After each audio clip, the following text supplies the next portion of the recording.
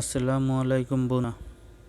আজকে একজন পরিচিত কাস্টমার আসছে দোকানে, এসে মোবাইলটা দিয়ে বলতেছে, ভাই মোবাইলে চার্জ হচ্ছে না। আমি হাতে নিয়ে দেখি মোবাইলটার মডেল হচ্ছে আইটেল ভিশন 1 প্লাস।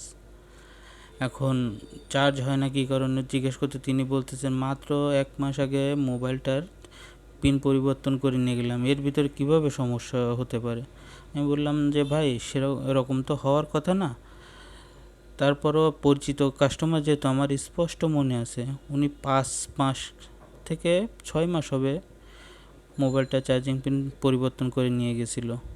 এখন সে কথা যখন আমি বলি, তখন উনি আর কথা বলে না। বলবে কিভাবে? উনি তো নিজেও বুঝতে পারতেছে যে আমি ভুল কথা বলছি। তারপর আমি আর কথা বাড়ালাম না। কথা না বাড়িয়ে মোবাইলটা আস্তে আস্তে করে খুলে ফেললাম। খুলে ফেলে দেখলাম পোর্টের ভিতরে প্রচুর পরিমাণ ময়লা ধুলোবালি জমে গেছে।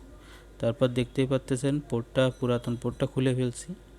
খুলে এখন একটা নতুন পোর্ট লাগিয়ে দিব। নতুন পোর্টটা লাগিয়ে দেওয়ায় ভালো করে পরিষ্কার করে নেব।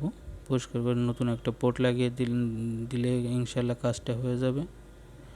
আপনারা বেশি বেশি করে সাপোর্ট করবেন। যদি এই পর্যন্ত ভিডিওটা দেখে থাকেন, অবশ্যই ফলো না করলে ফলো করে দিবেন, লাইক কমেন্ট শেয়ার করে দিবেন, যাতে আমি পরবর্তী ভিডিও বানাতে উৎসাহ পেতে পারি। এই একটা আপনাদের কাছে আমার চাওয়া।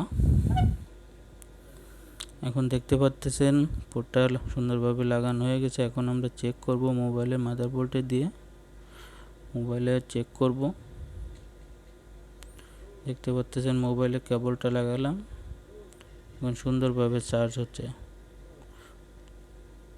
ধন্যবাদ সবাইকে, ভালো থাকবেন।